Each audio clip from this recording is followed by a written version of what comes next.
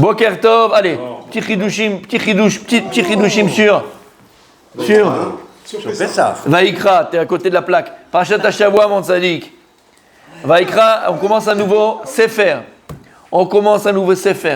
C'est le Sefer des Korbanot. Oh là là. Sefer des Korbanot. Le Shkan, il commence par ça. Vaïkra el Moshe vedaber Hashem elav el moed lemo. Vaïkra el Moshe, il a appelé Moshe. Il va parler Hashem à lui de la tente d'assignation. Et il lui dit, tous les commentateurs posent la question et ils demandent, Vaïkra el Moshe, mi karalo. Il a écrit Vaïkra el Moshe, il a appelé Moshe. Vedaber Hashem elav. Et après il a écrit que Dieu il lui a parlé. Mais qui l'a appelé avant?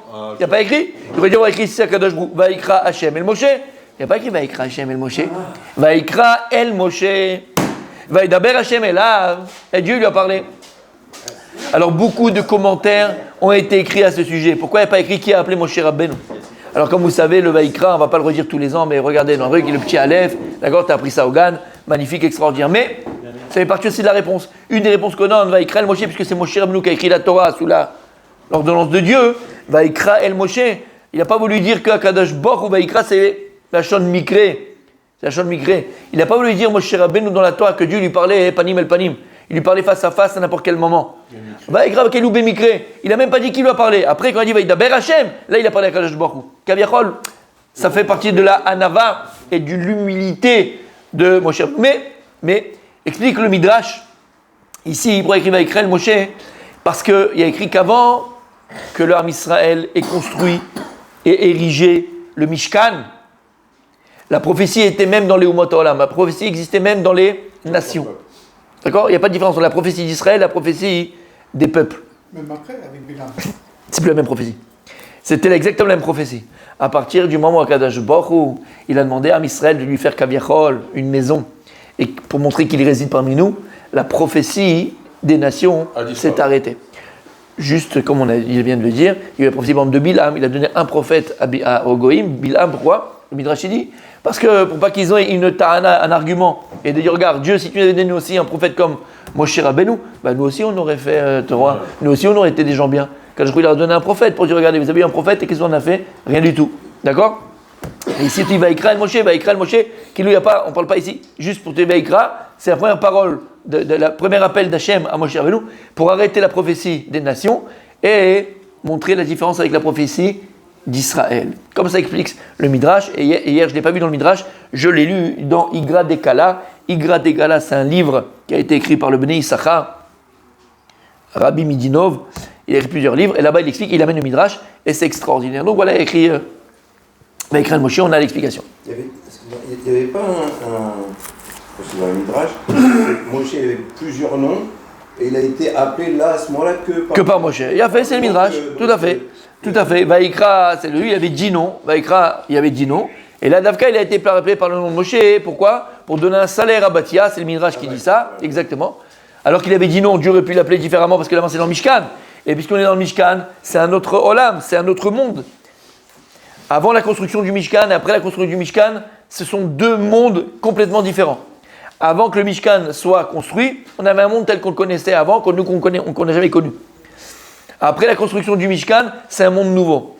Alors, je ne vais pas rentrer dans les détails, mais grâce à Rabbi Shlomo, Bémet, on a quelque chose de magnifique, mais ce n'est pas ce que je voulais dire aujourd'hui. En tout cas, on sait que la construction du Mishkan, c'est ramené dans le Zohar et dans les livres très importants de ésotérique, où ils expliquent, mamash, le parallèle entre la construction du Mishkan et Briat HaOlam. Tout ce que Dieu a demandé de construire dans le Mishkan, d'ailleurs, vous savez que le Mishkan était recouvert, d'accord? Non, de peau, exactement. En haut, c'était quelque chose fermé. Exactement. C'était une peau fermée. Mais de l'extérieur, c'était cette peau-là qui était de milliards de couleurs et très très belle. Mais à l'intérieur, quand tu étais à l'intérieur du Mishkan, le haut du Mishkan était en trélette, comme le ciel. Lama. Parce que la construction du Mishkan est dans les détails, ce sera intéressant un jour de le faire, mais bon, Bezrat Hashem. C'est la réplique de Maaseh Bereshit, en miniature. Kadosh va reconstruire le monde Kaviachol en miniature ou dans le Mishkan. Donc ça revient un peu à ce que tu as dit. Pourquoi je dis ça? Parce que lorsque Kadosh Baruch Hu il va appeler Moshe Rabbeinu, ici il va appeler Moshe Rabbeinu au nom que Bathia va lui donner. pour donner un salaire à Bathia. Je ne vais pas l'appeler Ikoutiel, je ne vais pas l'appeler comme ça, je ne vais pas l'appeler comme ceci ou pas comme cela, ou Touvia, je vais l'appeler Moshe. Pourquoi Moshe? Comme Bathia, Bat Paro, elle l'a appelé. Pour donner un salaire. Oui, mais là, ce que je viens d'expliquer, on arrive à un nouveau monde. Donc normalement, c'est fini. Le mot Moshe qui était un nom égyptien qui a été donné par Minamaim Mishitiou, ok, c'est par Bathia, hein, il est fini. On va l'appeler autrement. C'est un autre statut que prend Moshe Rabbeinu. Non. C'est le même. C'est le même Moshe Rabbeinu de Bathia. Excusez-moi, oui. C'est pour ça que le roi Salomon, il ne s'est pas rendu compte, il allait arriver en retard pour l'inauguration du temple, parce qu'il croyait qu'il regardait le haut. Et il croyait qu'il faisait nuit, quoi. Il voyait le ciel avec les étoiles. Alors tu fumes quoi, toi? Non, je rigole. Non, mais c'est un test. Non, mais non, parce qu'il n'y a pas de Mishkan. Et c'est comme ça qu'au moment de l'inauguration, il était en retard, sa mère est venue. Non, mais je te crois. Et il a mis une grande baffe dans sa tronche. D'accord. Ah ouais, mais c'est le dessin animé. Non, c'est vérifié, bande de grands. Si tu étais en France, toi, c'est qu'aujourd'hui, pour les narcotrafiquants, c'est très grave en France. C'est que c'est très grave. C'est que c'est très grave. Heureusement que tu es là, toi. Je le dis d'une façon spéciale, mais vérifié. Non, mais je te crois, mon Tzadik. C'est véridique. Donc là, ce que tu dis, c'est pas vrai, mais. C'est véridique. C'est votre mais là, je vais vérifier quand même. D'accord, on a compris. Donc, il a fait Rabbi Shlomo. Alors, messieurs, il est très tard. La Torah, elle continue, il y a écrit. Daber el bene Israël va marta allez, madame qui a écrit Mikem Korban Lachem Mina Bema Mina Vakom Mina Tzon Vekrivu et Korbanechem.